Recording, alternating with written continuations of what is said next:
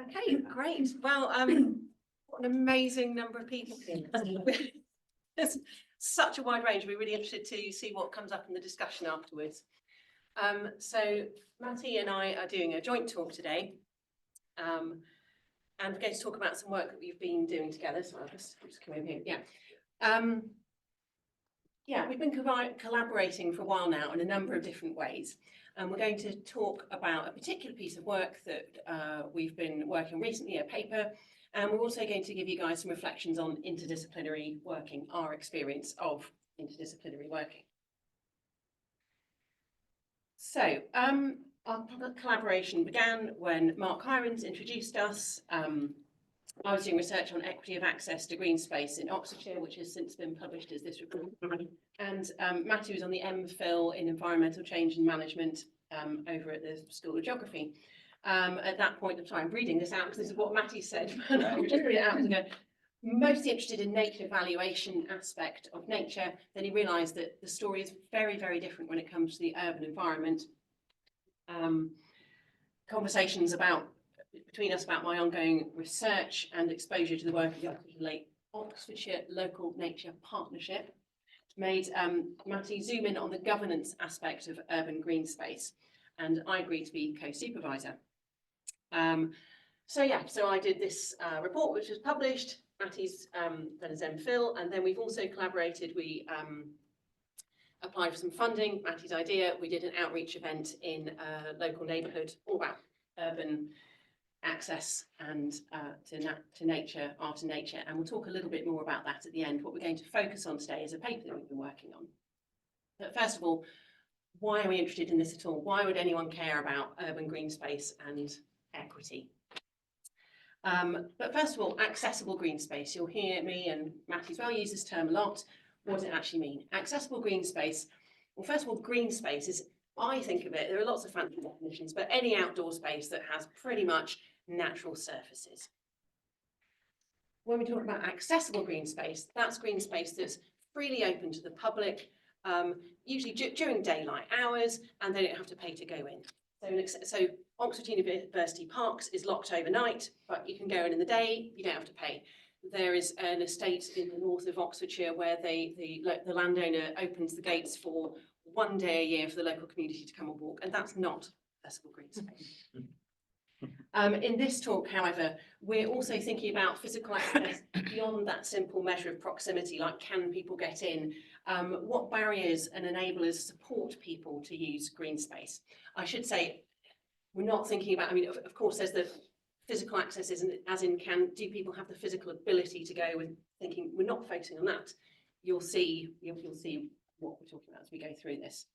So examples of green space are, accessible green space are municipal parks, urban nature reserves, cemeteries can be included. There's a whole range of different green spaces, and blue space as well. When we talk about green space, we are meaning to include blue space. If you're lucky enough to live by the coast, then that would also be green space. So that's accessible green space, but why should we care about accessible green space? I'm not going into lots of detail here because I think everyone here is in this space, but of course there are well-established and increasingly researching the mechanisms, links between health, mental, physical well-being and spending time in and around green spaces. There's evidence that the most deprived communities sometimes have less access to green space. There's also evidence that more deprived communities actually benefit more from green space. So we've got these communities who are going to get more health and well-being benefits, and they really need that uplift if they're more socioeconomically deprived. They've got less of it, which is not a good situation to be in. So this is the context for the research that Matty and I have been doing. And we focused in Oxfordshire. Now this is really interesting. This is a graph from the Oxfordshire Public Health Director's annual report in 2020. But you don't need to worry about the words, but I hope you can see these coloured bars here, which indicate the percentage of households in income deprivation in the different districts of Oxfordshire. This is the average across Oxfordshire, the percentage of households that are deprived. Oh, sorry, this is the England level. This is Oxfordshire. So already, brilliant, Oxfordshire, on average, we're way above. We've got sorry, it's the wrong way around. Sorry. Forgive me. I'm thinking that higher is better, but this is income deprived. Okay. So, you know lots of income deprived people. Yeah. Everyone stop laughing now. Okay, right. So we've got about across England, there's just done about maybe 14% of households are income deprived. In Oxfordshire, it's more like 7.5%. That's brilliant. That's what we want. But unfortunately, this hides quite a lot of disparity. We have here the 15 most deprived wards in Oxfordshire, and here the 15 least deprived. So you can see that Oxfordshire might be thought of as a wealthy place, that we've got the Cotswolds, we've got Oxford University. There are these big pockets of deprivation. And that is the context for what we're looking at. And now I am going to hand over to Matty to talk about this paper that we are collaborating on. Yeah, so that was basically the context on how we got to this point. And as Martha said, the collaboration is going on. The paper is almost there, so bear with us, you'll see it coming up hopefully soon. But this is the kind of title for the moment, which is Equity in Urban Green Spaces, Access and Governance, the critical importance of recognitional equity. So that's really the key word that we're gonna define slowly. And it's the kind of the hinge that brought us together. And if we go to the next slide, you'll probably understand why. Because when Martha and I started working together, we would talk about equity, and as we worked together, we realized we would define equity in very different ways. So the first point of context was, okay, how is equity understood out there? And why do we think of different things when, or speak different things when thinking about equity? So kind of giving an an overview of these three equity dimensions that we usually talk about. And the first one is distributional equity, which just relates to the allocation of goods and bad or cost and benefits in society based on a socio-political arrangement or a policy or a scheme or whatever we're doing. And this is the kind of equity point that brought us together in the first place, right? So Martha was looking at the green space deprivation from a spatial perspective. So what are the neighborhoods that are socioeconomic deprived, but also green space deprived in terms of spatial distribution. The second dimension of equity is this procedural element, which looks more the inclusivity and the fairness of the way we come up to making a decision, right? How people get together within institutions and we make decisions. How fair and inclusive is that process?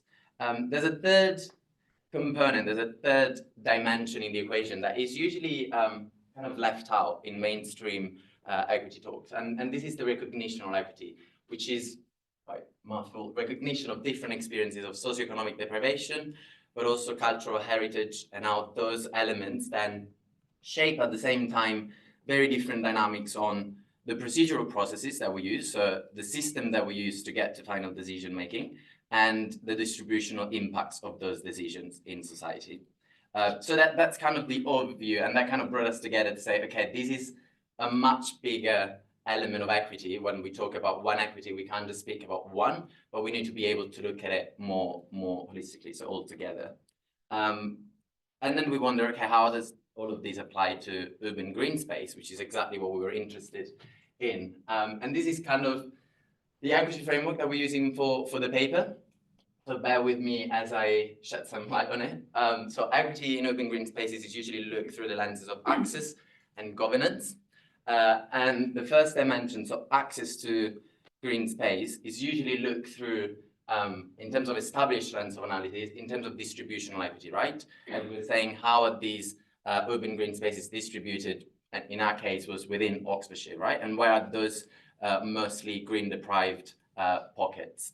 The second element is on the governance side, is usually looked through procedural equity lenses, and this means assessing how inclusive or non-inclusive or how fair or unfair was the decision-making process to get around urban green space, management conservation and local planning at the neighborhood or city or county level, whatever kind of scale of analysis we're looking at.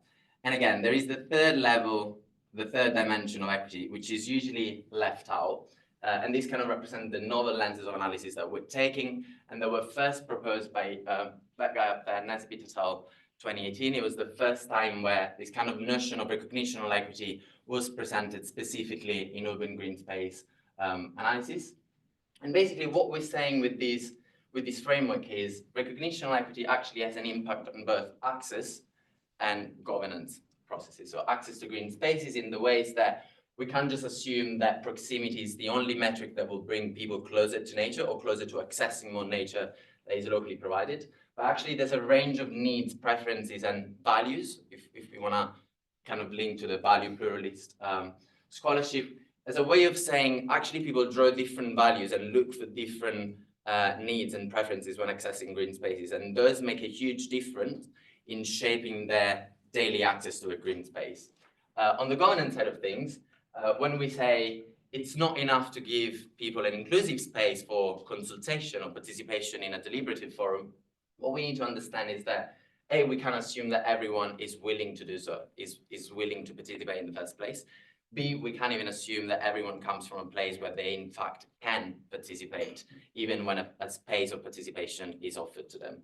And basically this is exactly what I did then in the qualitative fieldwork with communities in Oxfordshire, but we'll get to it in a second. So this is the kind of equity lenses that we're taking.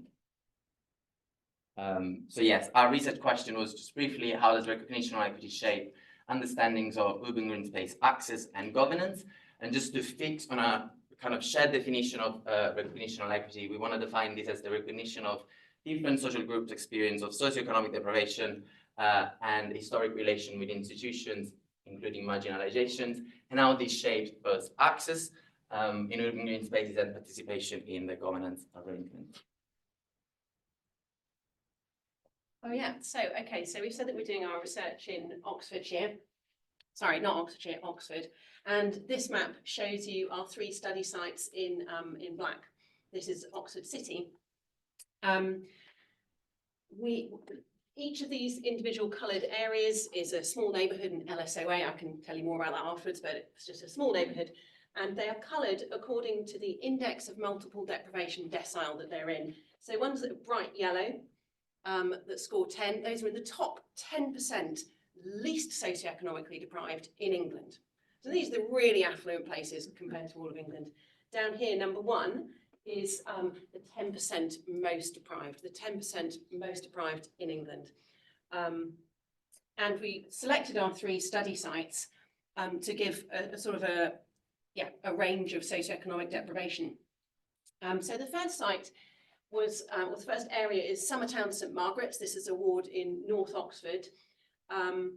The median IMD decile is 10, so they're way up there. Very, very affluent neighbourhood. And in terms of governance, they have a neighbourhood plan, which is a formal type of plan that is made, to use by the people for the people. It's created by people locally, and then it feeds up into local plans, into higher level plans.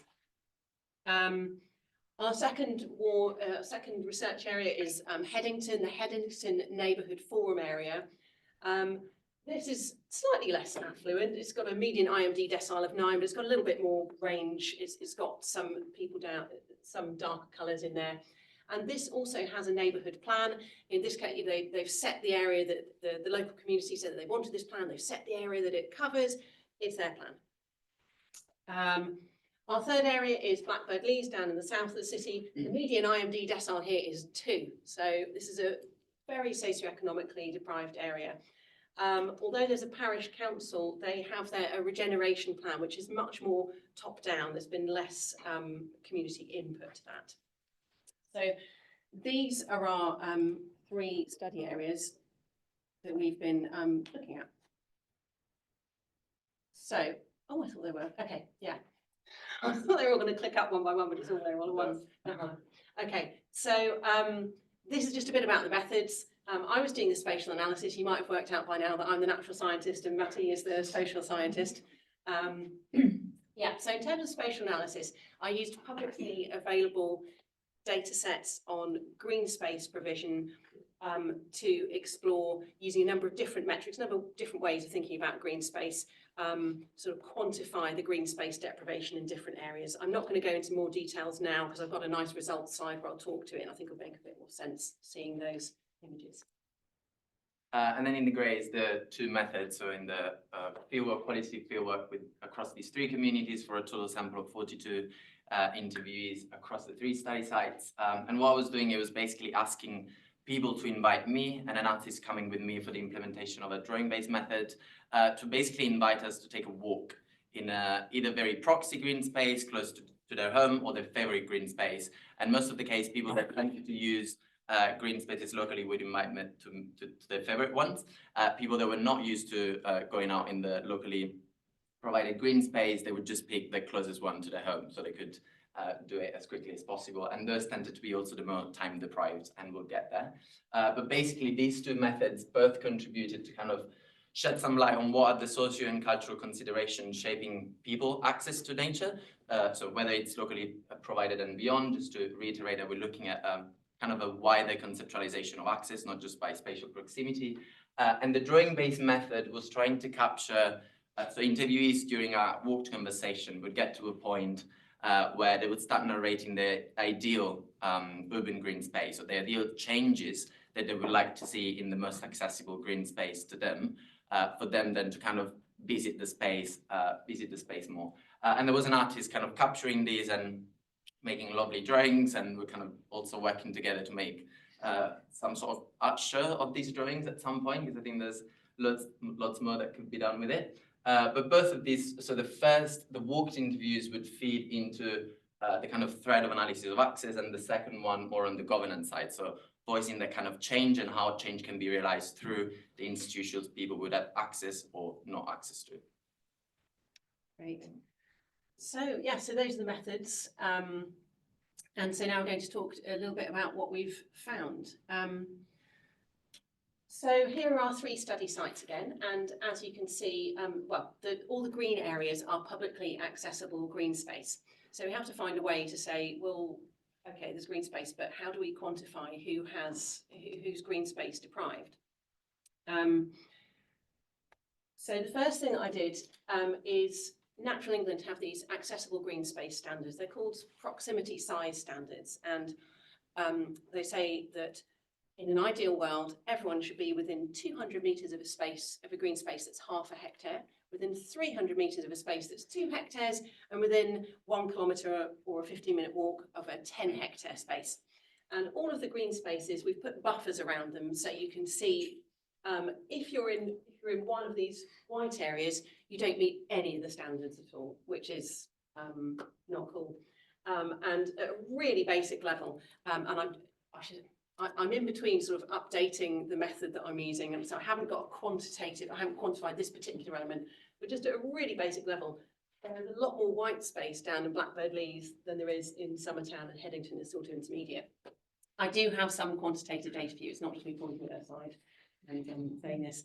So the different elements, the quantitative elements that I've got are the accessible green space, just in terms of total hectares, how much green space is there in these different areas? The accessible green space in terms of metres squared per person, so the potential for overcrowding. You might have a lovely green space, but if it's the only one that everyone's in there, you're not going to have a very nice experience there, it's really crowded. Private gardens, of course these aren't accessible, but if you're in an area that has huge private gardens, then you might not need your green space, accessible green space so much, and vice versa. If you've got tiny gardens, you probably need more. If you haven't got much green space but big gardens, then it doesn't matter much. And then lastly, there's the mean percentage man-made surfaces in an area, and that is sort of, if you imagine, if everything's concreted over, of course you haven't got accessible green space, but you also, you know that you don't have verges and little pockets of green that might contribute to the overall feeling of being in a green area. So what we see in the dark green is Blackbird Leys, which was our most socioeconomically deprived area. We've got Headington in the middle, and we've got Summertown, the most affluent area. Accessible green space, Blackbird Leys has slightly more than Summertown. Headington's got the most. Then when we look at the accessible green space per person, Blackbird Leys is a much more densely populated community. So Summertown and in fact Headington have about a third more than Blackbird Leys. When we look at private gardens, again, there's a huge disparity in the amount of private gardens in hectares per 1,000 people. So there's loads more garden space in the more affluent areas. And then when we look at the mean percentage of man-made surfaces, Blackbird Leys has 42% man-made surfaces and Summertown 31. So there's a lot more just green space around in Summertown, the more affluent area, than in Blackbird Leys, and most of the time Headington is sort of in the middle. You can sort of see that here in this graph as well. So yeah, what we've got is a very stark picture. Yes. Yeah, that's fine. Sorry. Just a quick question. Is there a reason you didn't include the rivers? No? Yes. Okay. So the way that we include these in the updated version that I'm doing will be so they don't get marked as green space usually, because it's like it's riverside access. So there's a data set that gives you like the kilometres of waterside access, like public rights of way that go alongside them, and I will be including those in the next iteration of this methodology that I'm working on. Yes. That's a question. So the green spaces that don't have a buffer zone around them, is that because of the size of them, or? Yeah, they're less than half a hectare. They're just tiddly. But there's one there that looks like.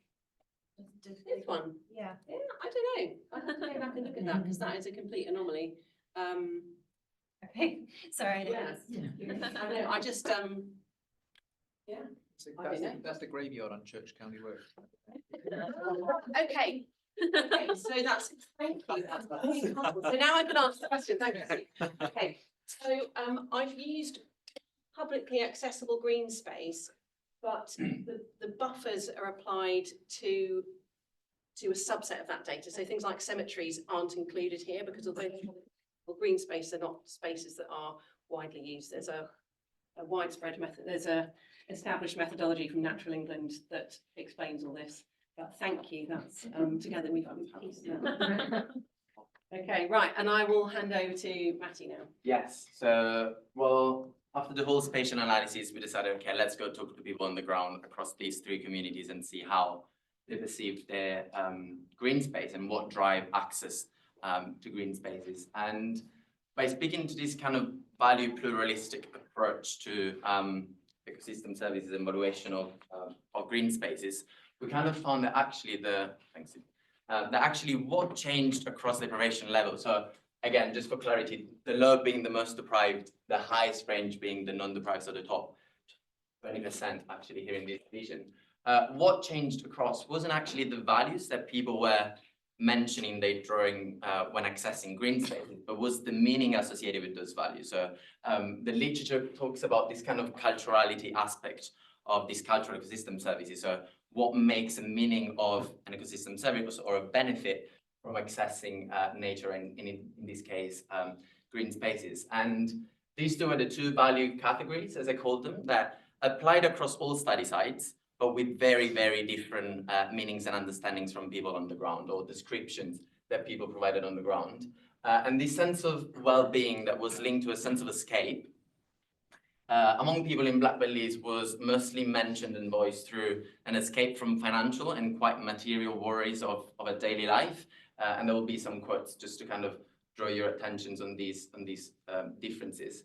Among mid-decile, people between in Headington and Summertown as study areas, named this sense of escape towards or in relation to quite a busy daily professional life that brings them like statically behind the laptop or a desk. And among very non-deprived people, this element of escaped almost became a sensorial experience. It was brought down to an aesthetic value of nature as a way of a visual break from the built-up environment of the city. So again, very different meanings, but speaking to the same type of value and benefit that they're drawing out of accessing green spaces. And in terms of access extra space, or this value category described by them as openness, among the most deprived, it was very interesting to kind of draw this correlation and understand that what they meant by more space is to be seen in relation to a very usually overcrowded domestic space.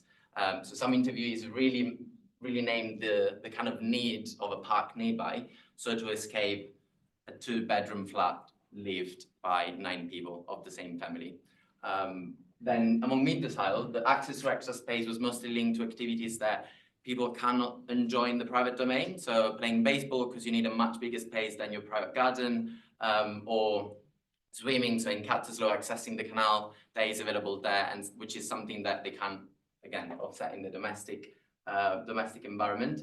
And again, this aesthetic component among the least deprived people came again in terms of openness. When voicing the access to more space, they were in fact voicing this ability of seeing the vista, and this is a term used by 3 interviewees there. It's not an Italian term that I borrowed from my language. It is to say people were naming this vista, and actually very interestingly, a guy was trying to describe this meaning of the vista and access to the extra space that they can see in the sky. And he used the term or the word vista because it reminded him of an old house that he grew up in Tuscany, being able to see these hills and these big skies changing seasonally.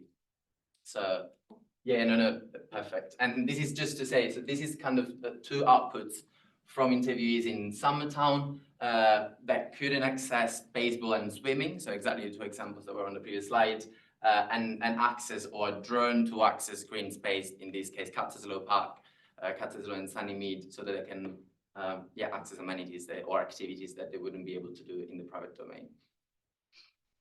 Which is instead in contrast with the experience of Black Belize people. I'm just going to read quickly the 2 quotes. So first interviewee speaking on that kind of well-being and sense of escape from material and financial worries says, "The life I live now with 3 kids and mortgage, looking at the bills that come on top of everything else, is just hard and hectic. So I come here," and we're talking about Spindleberry Nature Park, "to find some peace to mind. You need that time and space to just zone out." So it's really that kind of well-being element linked to what they go on our daily life. And the second guy speaking from a kind of mental health recovery process that is just completed says, "It was really important for my well-being because I was suffering from my clinical depression and anxiety. I was very isolated and confined to my house, but the fact that I could come find a sort of a tranquil space in nature was really important. I spent time over the other side as well, where the fields are, and I can walk up. But unfortunately, that's all going to be built on as well. Just houses, that was a really important part of my recovery." And this is really key, and I put the emphasis here, because this is the kind of storytelling we're trying to give, the story we're trying to give through the paper on what's been happening in Black Belize because of this detachment, of this lack of participation from local people in shaping local plans and what's happening locally. So this guy is talking about a field that is now being given for development under the set regeneration plans from the City Council. So on the governance side of things, we inquired again across these 42 people whether they were able to participate in consultative or deliberative forums, mostly being either the neighborhood forum in Summertown and Headington, and then city council or county council consultations, and the willingness to participate with the same sort of kind of local planning provision in Black Belize, with the only difference that, again, they have consultation for the regenerations plans and they don't have a neighborhood plan driven by the residents. What we found is that among the most deprived in Black Belize, yes, please, two drivers, like 2 barriers for them to participate were quite striking. There was a whole range, but you know, when it comes to qualitative, it was quite an inductive process. So these tended to be, at the end of the day, the 2 biggest barriers that people face on the ground. The first one being, not surprisingly, the cost of time. It's really hard for people that are socioeconomically deprived with a whole series of responsibility to find time just to show up to a public meeting, pick up the leaflet and respond to a survey or to an online consultation that the city or county council are having. And we're talking about, in particular, this regeneration plan consultation that started in 2019 and just finished when I was actually doing data collection.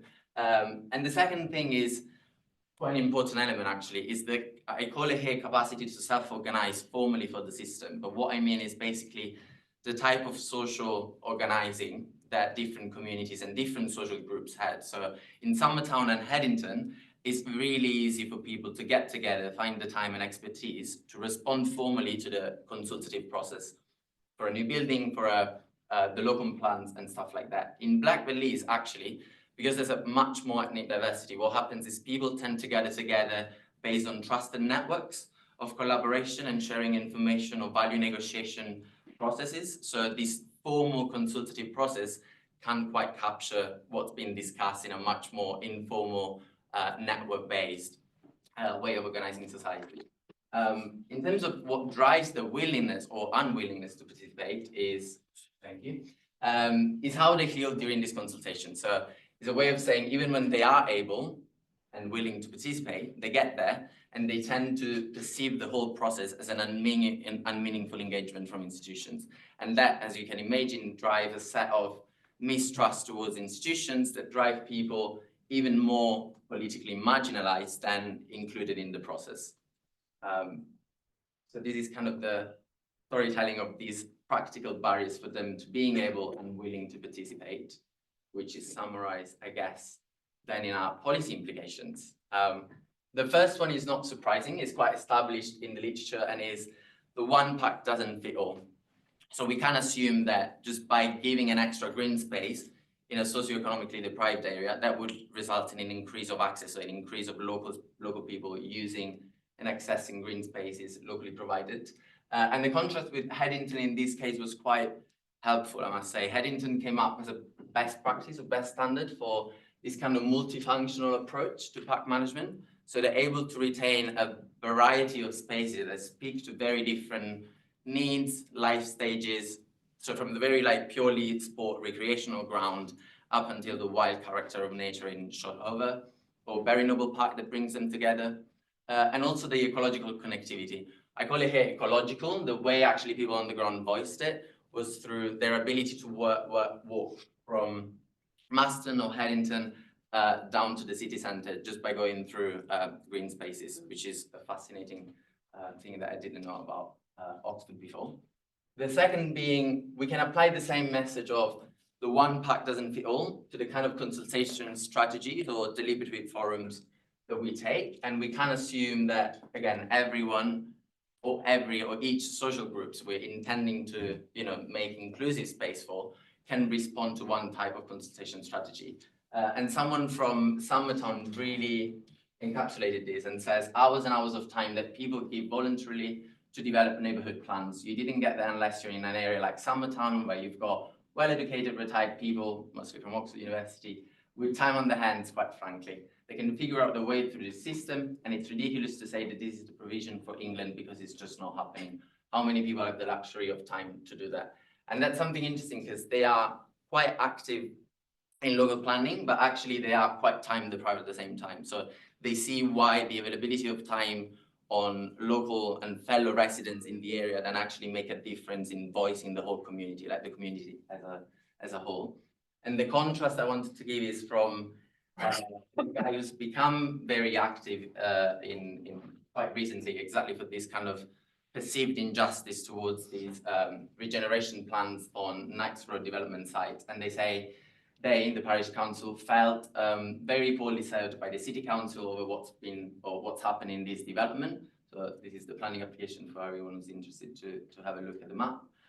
They ended up paying for a planning consultant to basically interpret and giving them the summary on how good or bad this was. And they, the parish councillors, have never been against development, but the conclusion of the consultant was that this development wasn't in fact serving the locals. Yet, because they couldn't follow up the action with this legal person, with this consultant, and formulate a formal response to the consultation, that development has actually been granted permission now. I think we have one last takeaway, which is kind of what Martha and I want to leave you out of the talk, is how intertwined the access to green space and the participation of the same people we're trying to increase or improve access for in governance arrangements deciding, so the deliberative forums about these green spaces are. And we shouldn't be looking at, we do that in the paper for the sake of the literature, because there's some literature that speaks only about access and some literature that kind of concerns only with the governance side of things, but it's really understanding how intertwined these two are. And I think the case in Blackburn shows this clearly. And again, I'm going to paraphrase these two because they're quite long, but the development site on Knights Road is basically now eroding those very values that were bringing people closer to nature in the first place, because now there's a whole development site, people are unable to see deers, Manchak, witness the birds, the heron has gone from the pond nowhere to be seen in the last 12 months since they started the development. So all those kind of elements that were driving actually people closer to nature and would have a positive impact on well-being are now being eroded. And linking back to what Martha was saying in terms of the built-up environment, or the man-made surface. The man-made surface, Yeah. thank you, the technical terminology there. What's been happening is that there are these informal patches of green between houses in Blackbird Leys, and they're shrinking because some of them are already being given for development. But what's been happening is that the new houses come without any parking space provision, because it's part of the regeneration plans to have to work towards the net zero strategy of the council, right? So what's been happening, in fact, is that the new tenants need to be able to park their car somewhere, have been taking over these informal patches of green spaces that are between the houses. And I mean, I've taken a photo because it's quite striking. The guy says that 2 to 3 years ago, kids would play here, would be able to play here, and the local community would value immensely, because people living in this flat would be able to still keep an eye on the kids playing on these patches, and they wouldn't trust them, instead sending them to Spindleberry Nature Park, which is the biggest park in the middle of the 2 city woods that make the parish council area. And basically what's happening is that kids can't play on these fields anymore because they are usually car parked, and when they're not car parked, they have become very poorly conserved and managed, so you would probably not leave your kid playing there. And at the same time, they're not able to visit Spindleberry Park because there's a sense of antisocial behavior linked to that space, which is too far from home. I think we're here. Yes. Yes. So it's basically saying the potential of thinking recognitional equity when thinking about equity of access and governance is not an easy job to do, and I think the literature stresses that quite a lot. But there's definitely momentum or opportunity to make sure that top-down urbanization, like in the case of regeneration plans, that are still happening all across England, because that's the provision from the national government to level up the most deprived communities, don't kind of, you know, lead to a whole set of unintended consequences, given from this very gap between local planning that comes from the top and what people value or need and would prefer on the ground. And the same thing, the literature talks about more on green gentrification effects, but it was interesting to see how these consequences usually linked to green gentrification in Blackbird Leys are simply applied because the green space provision is in fact shrinking. Crazy enough, is shrinking. So that's a sort of that we're writing up this paper at the moment. We're trying to bring together our social sciences and natural science thing into to get this to get our messages across. And yeah, we're working on that at the moment. But we also wanted to give you to tell you a little bit about a project that we did in Blackbird Leys back in November, funded by the ESRC Social Sciences Festival. Yeah, so we had an afternoon workshop free for members of the local public, and we worked with local community organisers to make sure that the venue and the time, yes, the African Caribbean Multicultural Association. Yeah, so we made sure that we were organising an event that would be as accessible as possible to the local community.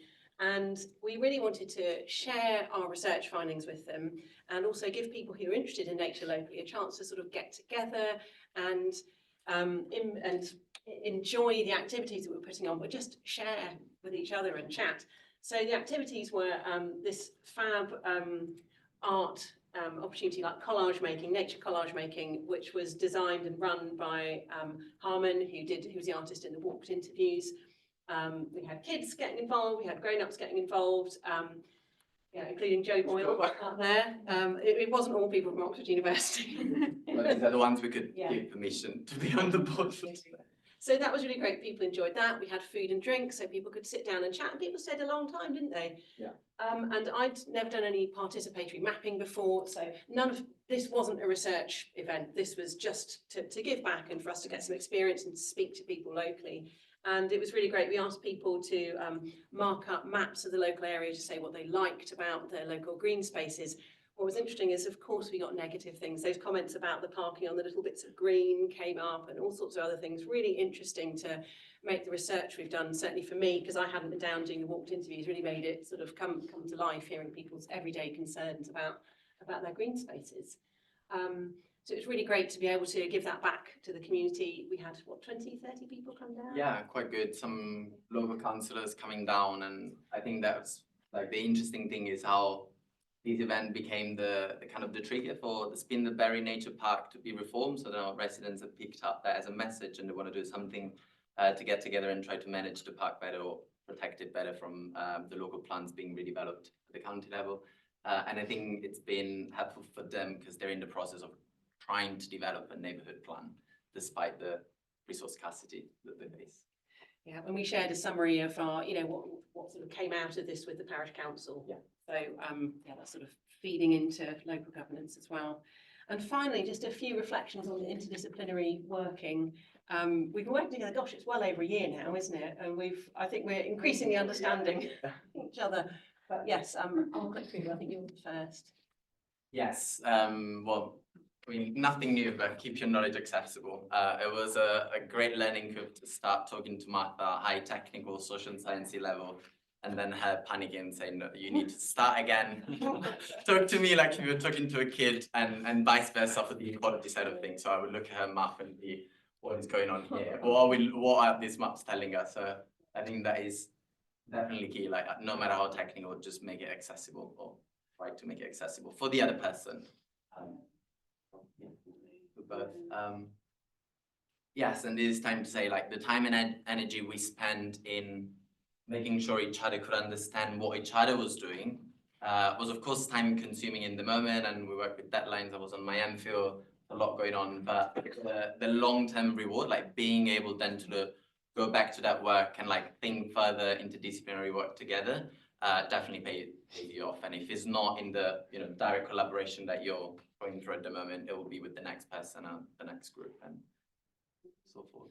And yeah, sort of just similar, I said, don't underestimate the challenges. It has been time consuming. It's not quick and easy, but also the rewards. It's been, yeah, getting things like new perspective on research. I think there's a richer, broader understanding of the questions that I'm looking at. Yeah, yes, as I said myself, a richer, broader research, yeah, richer, broader research outcomes and impacts as well. If we hadn't been collaborating, I think the impacts of my research would be very different. And yeah, doing this interdisciplinary research, yeah, we'll be able to speak to more people about what we're doing, which is very exciting.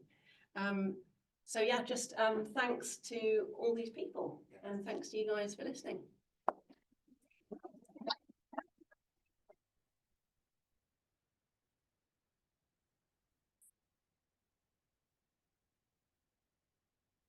Any questions? Thank you. I really enjoyed that. I think it's such important work. Early on in the talk, you spoke about distributional, procedural, and recognitional equity. And I wondered if a fourth thing came to mind, and I wondered if you'd count this in recognitional or something separate.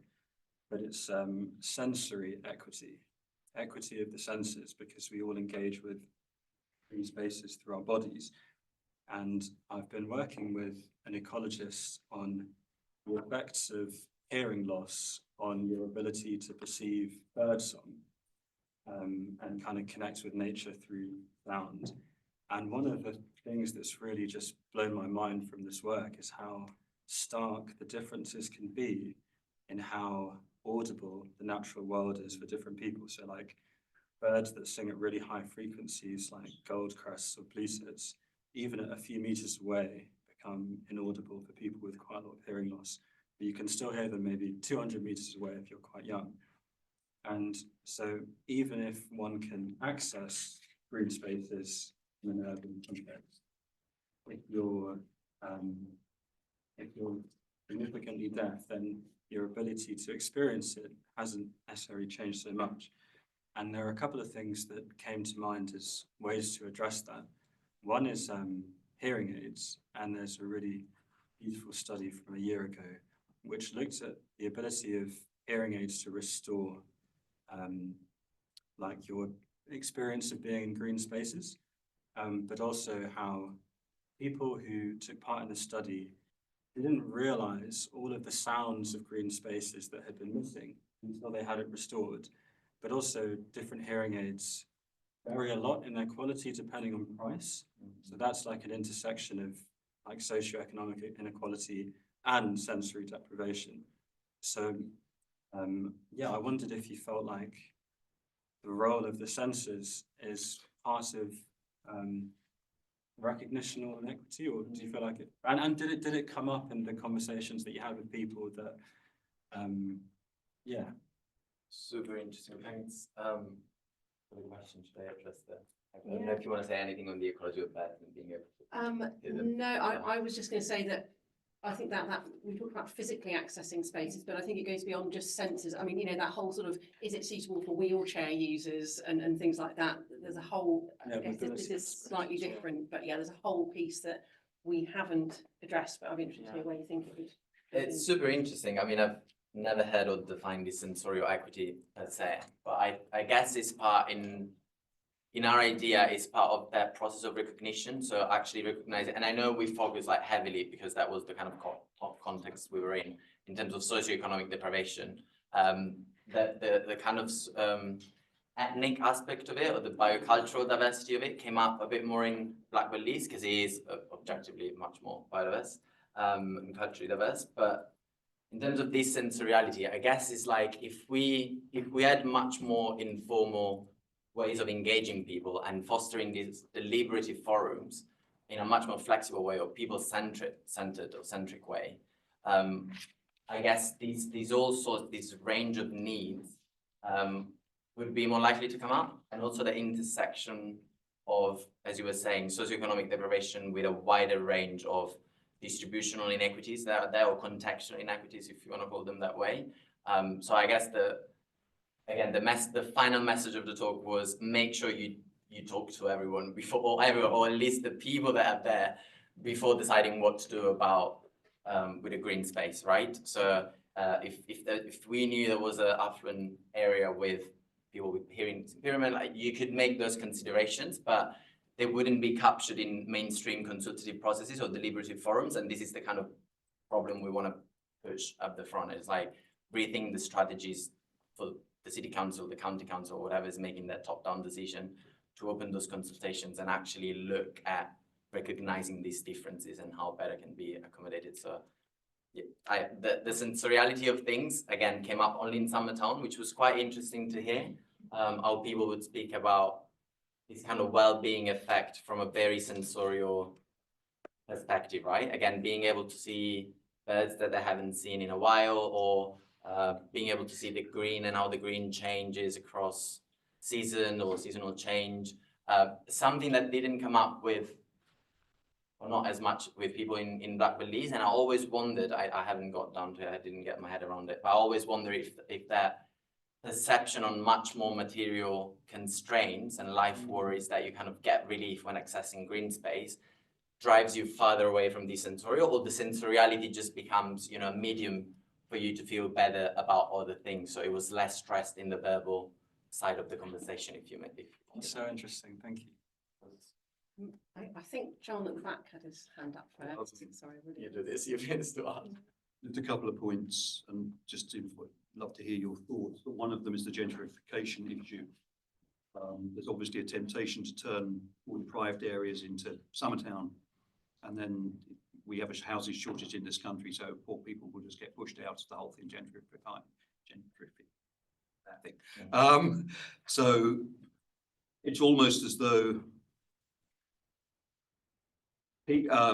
less affluent areas need a better standard of planning than the more straightforward affluent areas. How do you maintain an area that has low cost housing, therefore smaller housing, probably a higher element of social housing, and yet is not, it doesn't have to be run down, it doesn't have to be unhealthy, but that requires more input than something like just building a load of big posh houses in Summertown. And how do you get that when, as you pointed out at the beginning, poorer people are not seen and not heard? The second point, just to cheer a flag, really, it's not really a question, but your point about making your science accessible. Mm-hmm. No, you said keep it accessible. Mm-hmm.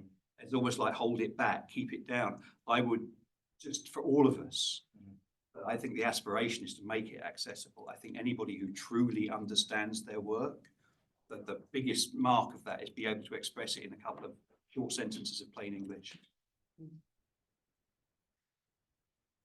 Gentrification, there's a paper that I don't think I actually read, but the title was like, how do you avoid over gentrification? You know, how do you gentrify but not gentrify? And I think it probably comes down to a lot of it governance, but I'm sure also like local policies, the local plan, which obviously has to take into account local governance, but I think you need top down and bottom up for that. Yeah, I think that's really the key to look at, or at least in what came up in this study. It was really like a double multi-level pressure. So you have this kind of bottom-up provision where residents would in fact ideally need their inputs. But because of all the kind of constraints that they face, that voice is not quite captured from the top level that is drafting those regenerations plan and deciding what's going to happen locally.